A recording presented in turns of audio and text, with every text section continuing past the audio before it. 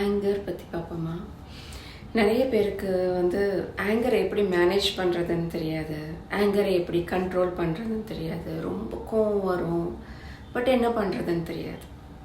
So anchor எப்படி manage பண்ணுறது அப்படின்னா, நம்மளோட இன்டர்னல் வேர்ல்டுக்குள்ளே போயிருந்தா தான் மேனேஜ் பண்ண முடியும். அது மெயினாக பேரண்டிங்கில் நம்ம குழந்தை கூட நிறைய சண்டை வருது, நிறைய ப்ராப்ளம் வருது, நிறைய இடத்துல எனக்கு கோவம் வருது அப்படின்னா உங்களுக்குள்ளே நிறைய அன்ரிசால்வ்டு எமோஷன்ஸ் இருக்குதுன்னு அர்த்தம். அது நான் இன்னர் சைல்டு ஹீலிங்லேருந்து போகணும், உங்கள் சைல்ட்ஹுட்லேருந்து போகணும். ஸோ எப்போ ஒவ்வொரு தடவையும் ஆங்கர் வரும்போதும் நம்ம கொஞ்சம் கொஞ்சமாக மெல்ல மெல்ல இன்ட்ரோஸ்பெக்ட் பண்ண ஆரம்பிக்கணும். இன்ட்ரோஸ்பெக்ட் பண்ணுறதுங்கிறது நமக்குள்ளே போகிறது. எனக்கே இந்த இடத்துல கோவம் வருது, ஏன் வருது, என்னோட தாட்ஸ் என்னது, என் பாடியில் எப்படி ஃபீல் பண்ணுறேன், இதை பார்க்க ஆரம்பிக்கணும்.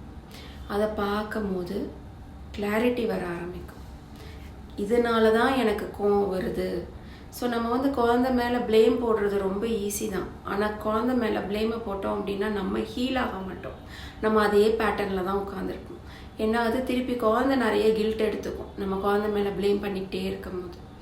அதுக்கு பதிலாக எனக்கு கோவம் வர்றதுக்கு நான் தான் ரெஸ்பான்சிபிள், என்னோட சைல்ட்ஹுட் வூண்ட்ஸ் தான் ரெஸ்பான்சிபிள் அப்படின்னு சொல்லி நம்ம கம்ப்ளீட் ரெஸ்பான்சிபிலிட்டி எடுக்கணும். நம்மளோட எமோஷன்ஸுக்கு எடுத்துகிட்டு நம்ம இன்டர்னல் வேர்ல்டில் போய் என்ன தாட்ஸ் என்ன எமோஷன்ஸ்ன்னு பார்க்கணும். இது ஒரு ஜேர்னி, ஒரு நாள்லலாம் போயிடாது, திருப்பி திருப்பி போய் பார்க்கணும். அதுக்கு ஒரு கைடன்ஸ் இருந்துச்சுன்னா இன்னும் நல்லாயிருக்கும்.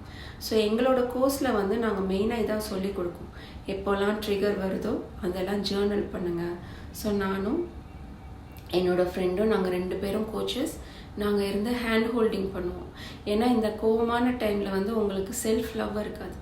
ரொம்ப கோவம் வரும்போது ரொம்ப நம்ம மேலே ஹேட்ரட் தான் நிறைய இருக்கும்.